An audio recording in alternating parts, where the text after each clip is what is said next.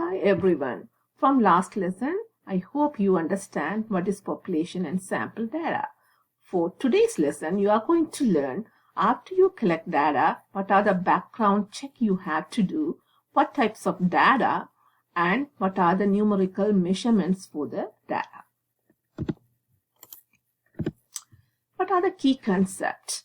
Whether conducting statistical analysis of data that we have collected or analyzing statistical analysis done by someone else, we should not rely on blind acceptance of mathematical calculations. Always we had to consider these factors. What are the factors you had to consider? Context of data, source, sampling method, conclusions, and practical implications. We'll see one by one. What is context means? What do the values represent? Where did the data come from? Why were they collected? So those are the most important part you have to consider before you do your analysis. Source of data. What are the sources? Sometimes the data comes from so many different sources like database, email, social network, and so on. So you have to think about, is the source objective? Is the source biased? Is there something to gain or lose by distorting results? So those are the information you have to check under source of data. Next, the most important part, the sampling method. There are 4 different sampling methods. Does the method chosen greatly influence the validity of the conclusion? So depends on the data type, you have to decide what type of sampling method you can use it. There are so many different sampling methods. Voluntary response, particularly, samples often bias. So these samples results are not necessarily valid. So you have to make sure before you do your analysis what type of sampling method you are going to select. Conclusions. Make statements that are clear to those without an understanding of stats and its terminology. For example, nowadays you can see in your news when they talk about the COVID cases with the vaccine rate, anybody can understand when they show the bar graph or the pie graph or the numbers, they can understand, right? Even though if they don't know statistics. Practical implications. State practical implications of the results. After you analyze your data, so you had to give some explanation about the practical implications. What's the use of that, right? Without that, it's useless of your analysis, right? You had to make sure before or after you select your data, what are the practical implications about that data. Sometimes the data statistically significant, sometimes not. So you had to consider those parts too. What does statistical significance means? Consider the likelihood of getting the results by chance. If you get the results easily occur by chance, then that is not statistically significant. If the likelihood of getting the results is so small, then the results are statistically significant. So you had to make sure that is statistically significant or not. Next, the most important parts, the types of data. There are 2 different types of data, qualitative, quantitative. So you know how to differentiate that. I'm going to give you some example to differentiate qualitative and quantitative. Then under the qualitative, there are 2 different types of data, nominal and ordinal. Under the quantitative, interval and ratio. Then it's another way of measuring the data we call discrete or the continuous. So we'll see one by one. It's a key concept. The subject of stats is largely about using sample data to make inferences about an entire population because it's hard to select the whole population. Instead of that, we are going to select the sample. So always we had to know how to select the sample properly. So how to do the numerical measurements for this population and the sample. The first one is called the parameter. What does a parameter mean? The numerical measurement describing some characters of a population. So when it comes to population, you can relate to that word parameter. So if you have a numerical measurement for population, we call the parameter. Next, statistic. The numerical measurement describing some characteristics of a sample. The sample versus statistic.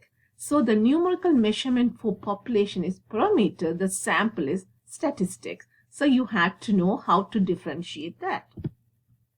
Example. So when you read this question, you have to decide this will go under parameter or statistics. The question regarding the population, that's go under parameter. The question regarding the sample go under statistics. The question number 1, the example number 1. In 1881, Canada census reported that 12.4% of the population of Jarl District, British Columbia, belonged to the Buddhist religion. Assuming that the list of 8951 residents for the region did not overlook anyone, then the 12.4% is.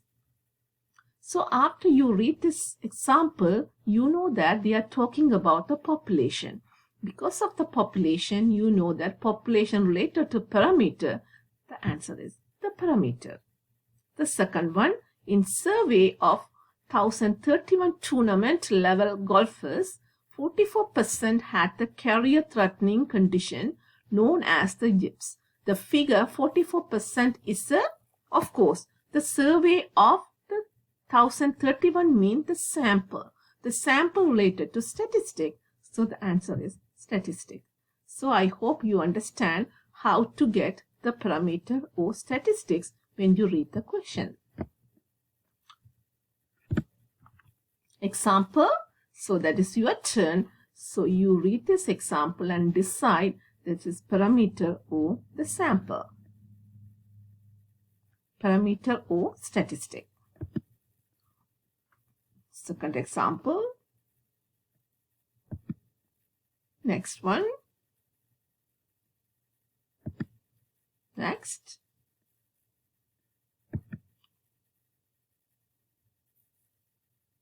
Right. Now, so far in this first lesson and the second lesson, we have learned some of the terms. Population, census, sample, the parameter, statistic. I hope you understand those meanings. Here's some other examples concluding lesson number 1 and 2. You read and answer for these questions.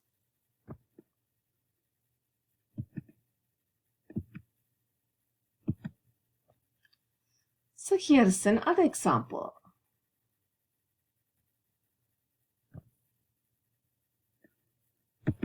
Right. Next, we talk about the data. So there are two different types of data, quantitative and qualitative. Quantitative means numbers representing counts or measurements. So quantity means the numerical numbers, the ages of people in our class. So that is a quantity. Quality means categorical or attribute, can be separated into different categories. For example, the names of provinces in Canada, or the colors of your eyes, or the hair colors. So those kind of things go under qualitative data. So one more examples here, quantitative, the weights of supermodels, the weights, height, the numbers, the ages of respondents. So those examples go under quantitative. Qualitative, the genders of professional athletes, the shirt numbers on professional athletes' uniforms. So the numbers mean don't go under quantity, the name represent the numbers, so substitutes for names. The particular name we can call number 1, the other name we can call 2, That's not the meaning of quantitative. That will go under qualitative. So the main pictures of types of data, qualitative and quantitative, you can see some of the examples under those parts. Right, that's your turn. You have to identify when you read this question that will go under quantitative or qualitative. Right, now more examples.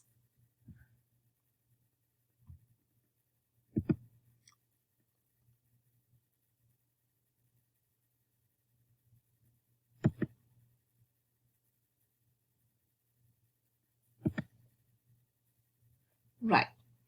Now, working with quantitative data. When it comes to quantity, we can differentiate or divide it into two parts, discrete and continuous.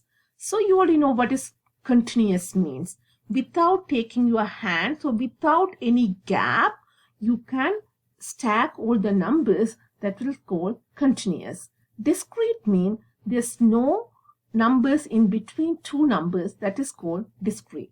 For example, weight go under continuous because you can stack all the single numbers or small numbers in between that. Discrete mean number of children. Of course, there are 5 children mean you can have 2.5 or 2.3 children, right?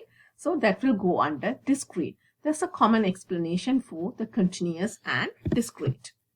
The discrete data, the numbers of possible values is either finite or countable. You know what is finite and countable means? It's like a single, 1, 2, 3 and so on, right? That will go under discrete data.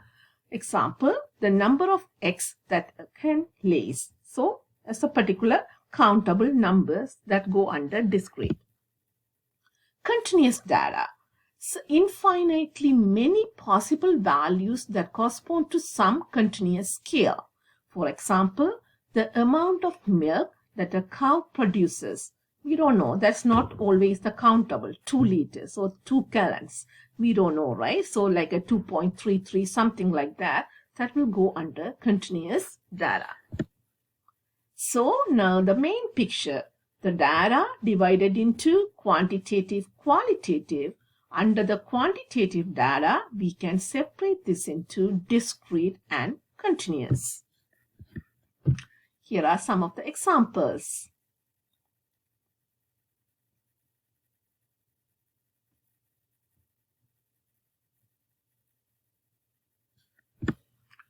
Right.